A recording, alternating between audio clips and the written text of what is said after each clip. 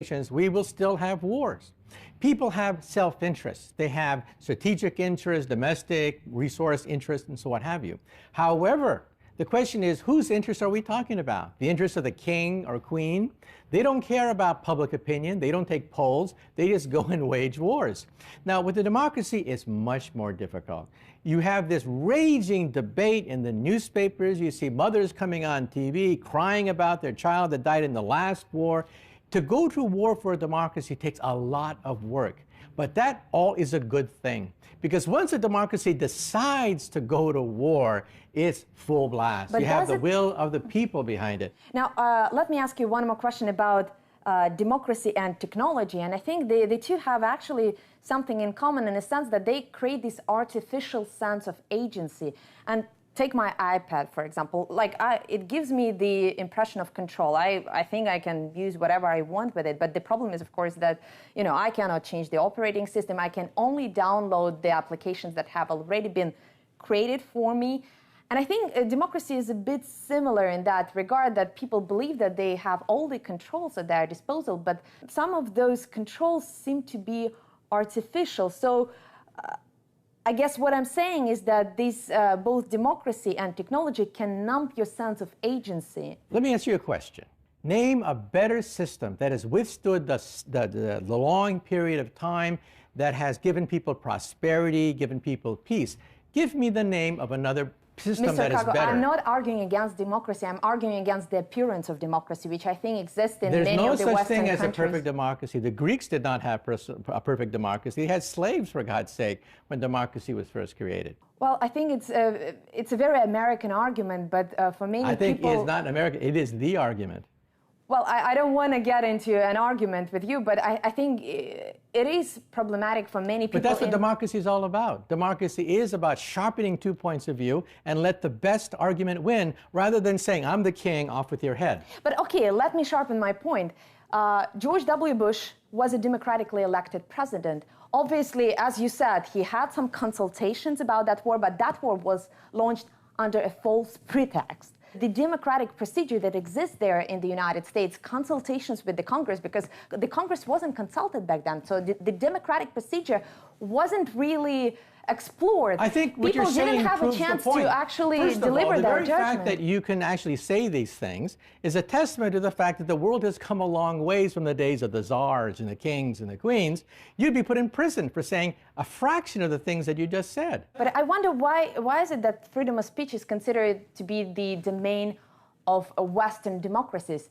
Freedom of speech, freedom of science, freedom of exploration existed in a non-democratic world as well. It did not exist. Name me a country throughout history, human history, that had freedom of speech, freedom of science, freedom of religion. Name me that country. To a limited extent, a lot of them. You can't, China, because there is Russia. none. Well, freedom of science. I don't think so. If you disobey the emperor, off with your head.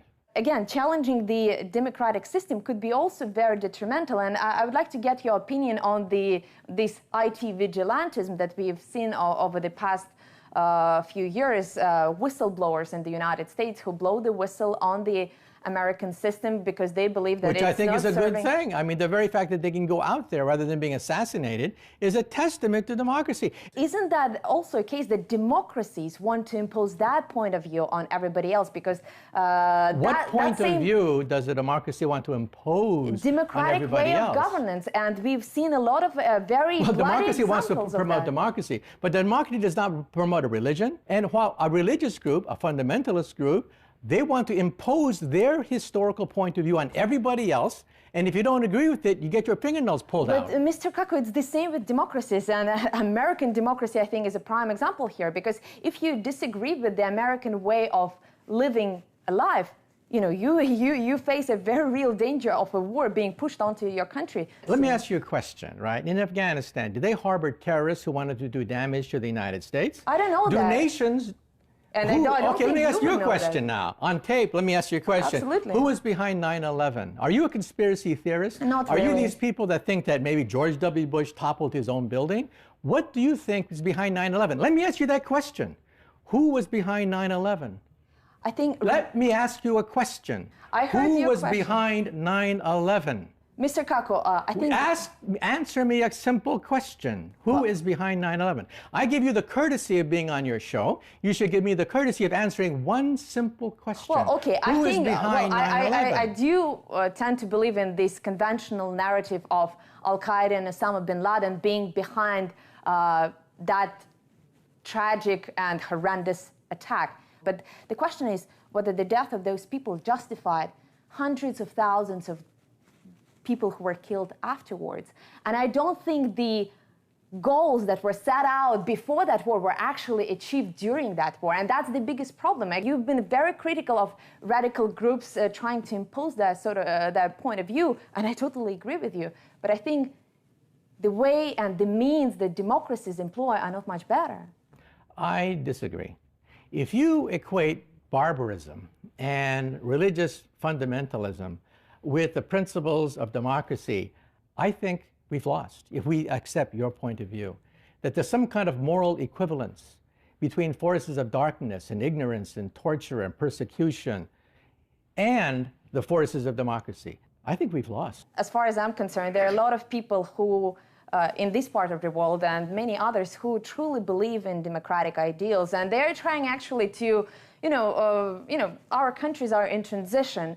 But the problem that I see in many of the established Western democracies is that people have grown used to taking those democratic ideals and democratic freedoms for granted, and they no longer challenge their own authorities and no longer subject their authorities to, all those tests that have actually been described in the writings of the American founding fathers. Everything you've said can be summarized in one sentence. You feel that American democracy is not perfect. I agree. I'm not going to defend imperfect decisions by an imperfect democracy for positions I don't agree with. I just believe in the principle. The fact that these things were hashed out in the press, I know because I was part of the debate. I know how vigorous the debate was in Congress, in churches. People were debating whether or not we should go to war in the Middle East.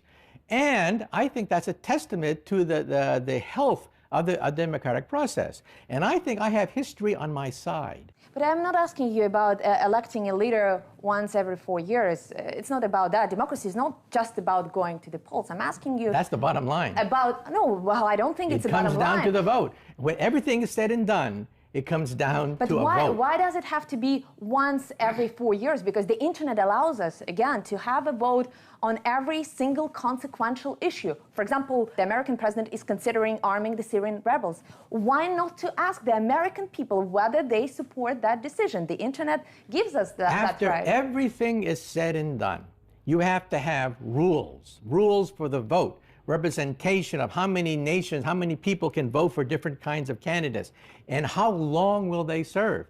If a president only serves for 6 months, you get chaos. If someone serves for 20 years, you get a dictatorship. You have to have a happy medium. The person should be given the benefit of the doubt that during that period of time, they can carry out policies that people believe in. That's why we don't have government by the internet. Government by the internet would be chaos, because every day a new poll is taken, and of course people are fickle. That's a very interesting idea, but let's elaborate. To some extent, people appear on political ads, they try to spread their ideas, and if you look at the data... There's a difference. The internet is instantaneous. There's a barrage of ideas coming at you all the time.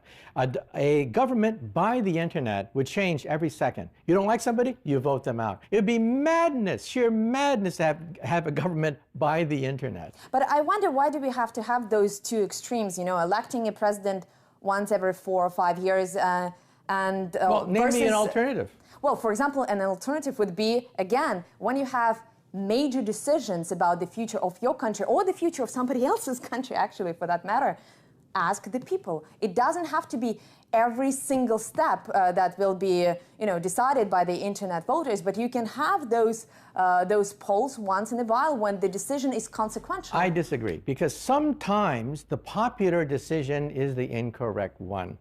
Sometimes you have to have a leader that's not short-sighted, just sees the polls day by day, but has the long-term point of view. We remember our leaders who were visionary precisely because they ignored the day-to-day, hour-by-hour feelings of the people around them.